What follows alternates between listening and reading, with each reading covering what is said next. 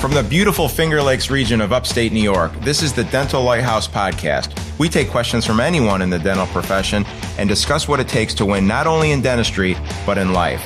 Business, leadership, relationships, parenting, health and wellness, money management, nothing is off limits on the Dental Lighthouse Podcast. I'm Jason Tenori, your host, and have over 20 years of experience to pull from. Learn from my mistakes and let me help you collapse time so you can become the best version of yourself.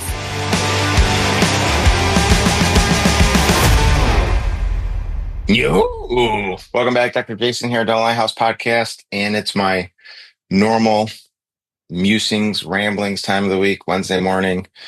Just got the kids off to school, just finished my workout, and I got lots of thoughts, a lot of stuff going up in my head, and some of it's scary, so I don't privy you guys to a lot of it. But the things that I think are relevant for you, I love to share. And how do I know it's relevant? Because I hear it every day from coaching clients, from podcast listeners that reach out with questions.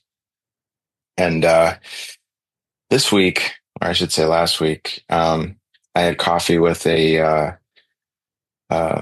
believe she's a nurse practitioner, but she runs her own kind of high-end aesthetic longevity clinic. And she's such a great person and has such good intentions, but she is struggling with all the things that we struggle with until we can have an opportunity to figure it out. And a lot of what I want to talk about today is centered around that, is this idea of, do you have a business, or are you growing a business, or do you simply have a job? And money can distort the correct answer, because when money's flowing, when the bank accounts are kicking and they're healthy, we don't really dive in enough to ask this question. So I've talked about this before in bits and pieces, but I just want to spend a little bit of time in one spot talking about the different hats that we wear as a business owner, as a CEO, as a clinician, maybe some of you as a chief clinical officer, and how, if you don't really figure out what you're getting compensated for each one, you'll never truly know if you're growing a profitable business that is not 100% dependent on you, or if you're just stuck in a high-paying job.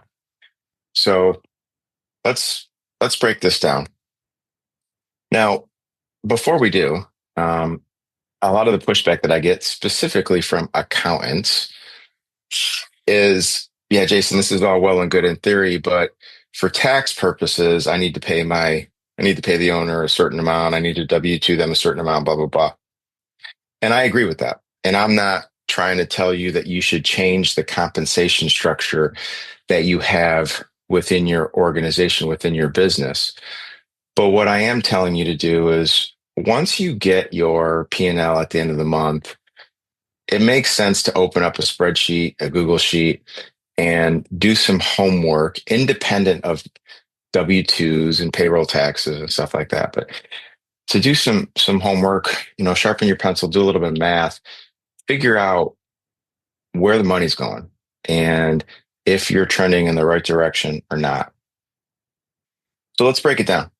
So most of you guys are in this unique area where you are a full-time clinician and you're a very productive clinician. You can do a lot of dentistry, you can generate a lot of revenue, you see a lot of patients. And you don't traditionally pay yourself like you would an associate. And at the end of the month, there's a certain amount of money in there. You probably took a W-2 check from your accountant, per the advice of your accountant. And then when you need more money, you just pull from what's in the bank account, and you call that a distribution. And that's fine. That's how I did it forever. But unless you do this additional level of math, you don't really know, right? So what is this additional level of math? Well, most associates are going to get paid, most clinicians in dentistry are going to get paid 30 to 35% of what they produce. That's the primary way that clinicians get paid. And if you are a dental practice owner, even if you are by yourself, like no other associates, the primary source of your income is coming from your ability to produce, not your ability to own and run a business. There's a big difference. So at the end of the month, what you really should be doing is looking at your numbers and figuring out, okay, what did I produce as um, a provider? Let's keep the math simple. Let's say that you produced $100,000 in dentistry. And if you were to pay yourself as an associate, then you would be making 30,000 a month, all other things considered. When you fill out this spreadsheet, we call it a cash flow analysis. I'd be more than happy to send you a blank template of it. But when you fill out the spreadsheet, you start to realize that if you didn't produce as much as you do, the business would probably be in the red. And that's a huge red light, huge warning sign of something in the business is broken and you're simply not aware of it because you're outproducing the problem. So that's the first hat that you should be wearing. And we'll get back to the granular stuff. The second hat that you should be wearing is as a CEO. Now, most of you guys are in a position where you might have one or two associates. You might be going from 6 operatories to 12 operatories. Maybe you're considering a second location. And you are working on the business as well as in it as a provider. And when you're working on the business, you're working as a CEO. All right, so let's say you're wearing the CEO and chief clinical officer hat. If you were running a business that was independent of you, you would have to find somebody to do that. You probably don't have a business that's big enough for that, so you're doing it, right? But are you compensating yourself? And again, the answer 95% of the time is no. And I'm not suggesting that you call your accountant tomorrow and say, okay, I need to get paid as an associate. I need to get paid as a chief clinical officer. I need to get paid as a CEO. But what I'm suggesting is you should know what the numbers are telling you based on your current situation. And if they're in a good place, amazing. If they're not in a good place, amazing. In every situation we win or we learn. And if you're winning, amazing. If you're not winning, then you should be learning from what you currently have going on and trying to fix it. So how should you be paying yourself as a CEO? Well, as a general rule of thumb, I like to come up with what would be a CEO salary based on the size of your business. Let's say you have a $2 million business. And just to keep the math simple, let's say the CEO for a $2 million business would make 10% of top line revenue. So 200 grand, right? So a full-time CEO to come in and run your business, you're going to have to pay them 200 grand. So if you're working at the chair 4 days a week and you're the CEO a day and a half a week, all day Friday, maybe half day Saturday, then let's say 1 day a week, then you need to pay yourself a fifth of 200 grand. Now, again, not as a W-2, don't have your accountant call me, but jot it down on the spreadsheet. So what you should be paying yourself, okay, from a clinician perspective is 30% of your own adjusted production, right? Again, in this example, 30% of 100 grand, right? And what you should also be paying yourself is as a CEO. And now, if you're like most docs, you're working 4 days a week at the chair, 1 day a week as a CEO. So take a fifth of what a full-time CEO will get paid to run your business. So those are 2 of the 3 ways that you typically would get compensated. What's the third way? The third way is as a business owner, right? As a as a stockholder, um, and arguably a silent business owner, right? Like you would own equity in Tesla or Apple or Google. When the business does well, you pull a dividend. When the business doesn't do well, you don't make any money. So those are, for 95% of you, those are the three buckets that you're ultimately getting paid out of. A gross majority is your hands as a clinician, and then a smaller percentage as a CEO, and then a percentage as a business owner. So again, when you get your P&L, you need to pull that data out and ask yourself, do I actually have enough money in my account? Am I controlling expenses well enough to have enough money left over for me to be paid as a clinician, as a CEO, and then a little bit of money left over to pay me as a business owner, right? You took all the risk to most likely take out debt, to most likely make all of these decisions. You should be compensated for that as a business owner.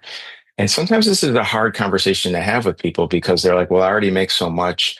Why am I worried about this? Well, you're worried about it because you could be making so much as an associate for some other person, right? If all of your income is coming from your ability to produce at the chair, and you're basically a CEO for free, and you're basically a business owner that doesn't see any value increase in the stock of the business, then what are you doing? You're killing yourself at the chair, right? 30% of whatever you produce. But then you're also taking this shit home with you.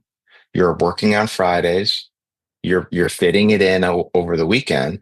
What these CEO responsibilities, but you're not getting paid for it because there's not enough money to cover your income or your salary needs or what you should be paid as a clinician, as a CEO, and as a business owner. So I'm not asking you to completely revamp your chart of accounts. I'm not asking you to call your accountant tomorrow and say, hey, I need to get paid three different ways. I've been listening to this podcast and Jason seems to know what he's talking about. All I'm asking you is take take the end of the month report, the P&L, or take that end of the month report and look at it over the first 5 months, January to May, and see what, pull a report in your practice management software. What did you specifically produce as a clinician? Give yourself 30% of that, write that number down, right? How big is your company? The example I use is $2 million, right? If you have a $2 million revenue company, then as a general rule, the CEO of that company would be a full-time CEO of that company would be salaried at 10%, right? Just for this conversation. So it's 200 grand. So if you're working 1 day a week as a CEO, then you should pay yourself a fifth of 200 grand or 40 grand. If you're at the chair 3 days a week and you're honestly working on the business as a CEO, chief clinical officer, 2 days a week, then pay yourself 40% of 200 grand or 80 grand, right? So again, not pay yourself, but put that number aside. So then when you take that number, what you should be compensated as the CEO, and when you take the number of what you should be compensated as a clinician, 30% of your adjusted production, if you're a general dentist, do you have enough money to write those fictitious checks? And if you do, and there's still money left over for investors, i.e., you, silent investors, then you're doing things the right way. But if you look at what checks you would need to write to pay yourself as a clinician and to pay yourself as a CEO, and you're like, shit, there's not enough cash based on this report to write those checks, then you are not running a successful business. You are stuck in a job that is 100% dependent on you, and you have no out in the near future. Or maybe you do, right? Maybe you're working on it. But, and again, I'm not trying to like paint this really grim picture. I've just seen too many docs later in their career, early 40s, right around early 40s, where they're just like, what am I doing here? Like, I have a clinical skill set where I can easily do 10 grand a month. I'm sorry, 10 grand a day in revenue, right? Why do I want all of this excessive headache of being the CEO, being the chief clinical officer, taking out all the risk with debt, running this business, dealing with staff, dealing with HR, dealing with IT, when I could just go work for somebody and make 30% of that 10 grand that I produce every day? Some people are type A and they need to own their own business. And I love it. I'm type A. I need to own my own business, but I own it in a way where I can be compensated as a clinician, as a CEO, as a chief clinical officer, and still see a windfall of cash as a business owner. And I want the same for you too. So hopefully this resonates. Hopefully you can spend 15, 20 minutes this weekend doing a little bit of homework, get a bar napkin, have a few drinks, FaceTime me, we can do it together. But just know the numbers, right? Don't keep your head in the sand. Know what the numbers are telling you. And at least that way you have some data and you can be like, you know what? I'm in a good place. Or you can say, you know what? This is not good. And I should probably rectify this before this thing gets any worse. All right, guys, feel free to reach out to me. My contact information is on thedentallighthouse.com. I can be reached via email. My personal cell phone's on there as well. And if this is something you're struggling with and you want some help, happy to talk through it. You can come on the podcast and we can do an interview and we can walk through your specific example. I don't want you to wake up 10 years from now and being like, I wish someone would have told me that I was going down the wrong path. All right, love you guys. Talk soon. Thank you. That wraps up another episode of the Dental Lighthouse podcast. You have a choice today. Choose to be a lighthouse. Lighthouses are powerful and steadfast. They are beacons of light for others to reference when life gets turbulent. Go out into the world today and become a lighthouse for someone. Give more than you get. True joy comes from serving others. Start today. I'm Jason Tenori, your host. Thank you for listening to the Dental Lighthouse podcast. For more information, podcast show notes, or links to anything that we have discussed today, please check out our website, thedentallighthouse.com. We would love to hear from you. If you would like to get on the show, please email us at podcast@thedentallighthouse.com.